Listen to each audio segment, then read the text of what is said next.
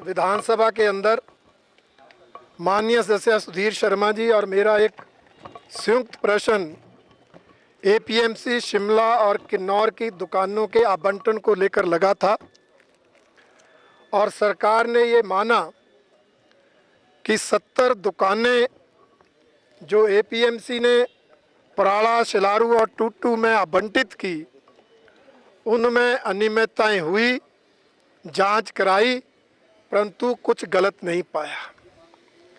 जबकि सच्चाई ये है कि उन 70 दुकानों के आवंटन के लिए जो एप्लीकेशंस इनवाइट की गई वो 133 एप्लीकेशंस आई। 133 लोगों ने दुकानों के लिए एप्लीकेशंस दी और आप देखिए उन 133 में से 63 लोगों की एप्लीकेशंस रिजेक्ट की गई, रद्द की गई और 70 दुकानें थी, 70 लोगों की ही एप्लीकेशंस आवेदन को सही पाया गया।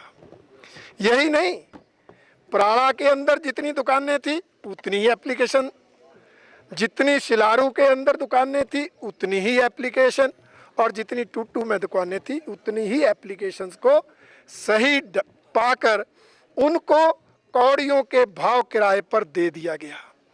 इसलिए हमने कहा कि आप कारण बताओ कि रद्द क्यों किए गए आवेदन। कोई स्पष्ट कारण नहीं बताया।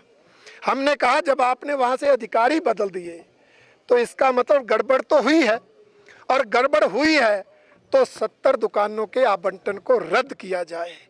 परंतु मंत्री महोदय के आप लिखित में दे दो, जबकि हम सदन में बोल रहे हैं, हर चीज़ रिकॉर्ड में आ रही है, उसके बावजूद मंत्री महोदय आवंटन की गई दुकानों के आवंटन को रद्द करने के लिए तैयार नहीं हुए। यही नहीं, हमने आरोप लगाया कि पराड़ा में जो CA store Bharatiya Janata party की सरकार के समय बना, 67 करोड़ में बना, उसमें ज़मीन की कीमत इससे और ज़्यादा और उसके अलावा भी इंफ्रास्ट्रक्चर पर पैसा खर्चा गया।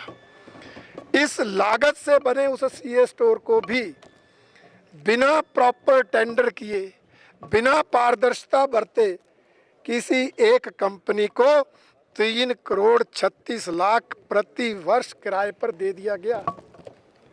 जबकि अगर 70 करोड़ के आप ब्याज ही देखें तो शायद साल में 10 करोड़ आएगा।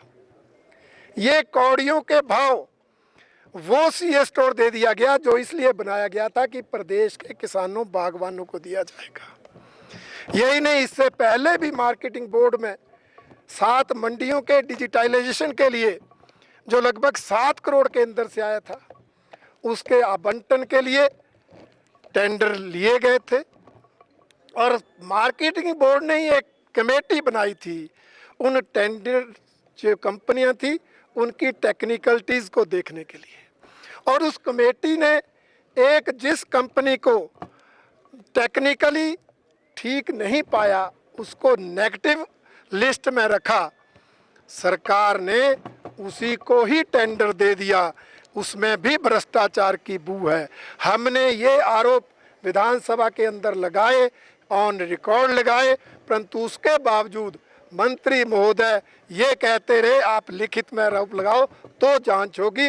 मुझे नहीं समझ आता सदन से ज़्यादा और कौन सी ऑथेंटिक जगह है जहां हम आरोप लगाएं। इसलिए हमारा मानना है कि ये सरकार भ्रष्टाचार लगातार करती आ रही है।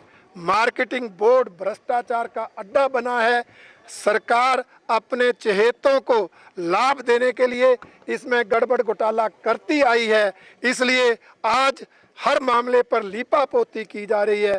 भारतीय जनता पार्टी ने सरकार द्वारा जब ना जांच का ना दुकानों के आवंटन को रद्द करने का आश्वासन नहीं मिला तो ये बायकॉट किया है और हम इस मुद्दे को लेकर आम प्रदेश के किसान बागवानों तक जाएंगे। फिर भी कहा है सरकार जो चाहे वो, चाहे जुडिशियल जांच चाहे जुडिशियल इंक्वायरी कराए, वो विजिलेंस चाहे विजिलेंस जांच कराए, परंतु मार्केटिंग बोर्ड में एपीएमसी शिमला और किन्नौर में ये जो आवंटन हुआ है, जो जिस तरह से ये भ्रष्टाचार हुआ है, उसकी जांच होनी चाहिए ताकि दूध का दूध और पानी का पानी हो और दोषियों पर कार्रवाई की जा सके।